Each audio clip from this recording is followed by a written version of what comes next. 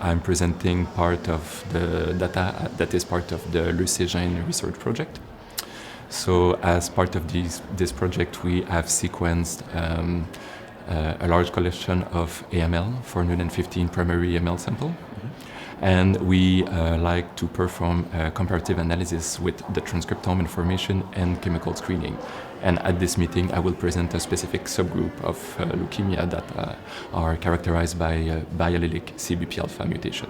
Okay, could you tell us about this subgroup, how they're characterized? Yeah, this subgroup is a really defining subgroup as it characterizes a definitive entity in the WHO classification because they are clustered in the cytogenetically normal karyotype acute myeloid leukemia, and importantly, they are associated to favorable clinical outcome in general.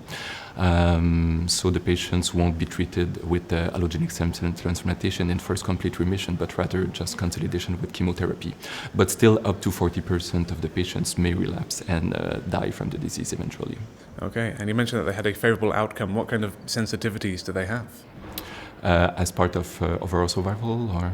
Overall survival, or I found in the abstract something to JAK inhibitory therapy especially. Yeah, so because of this, still the significant number of patients that will relapse or die from the disease, we aimed in this project to find novel mutations that could be targetable by drug repurposing.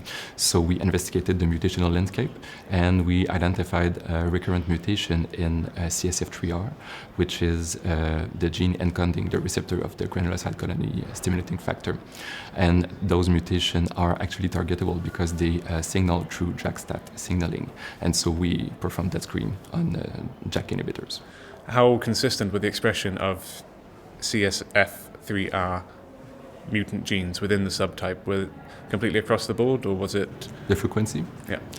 Yeah, we found 36% mutation involving this pathway, most importantly in CSF3R, but also a CSF3R wild-type sample that was also mutated for another gene in this pathway called STAT5B. Okay. And with this new information from the transcriptome, what would be the next step in developing either further trials, further investigations, or further therapies towards it?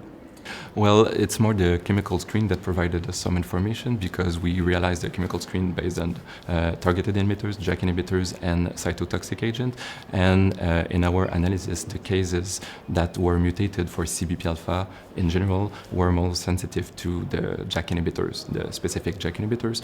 So that provides a rationale for potential repurposing of those compounds in AML patients with biallelic CEBPA mutations. Okay. And just in a more general sense, could I have your thoughts or opinions on bringing this kind of screening information to more clinics, to more subtypes, maybe even to more diseases?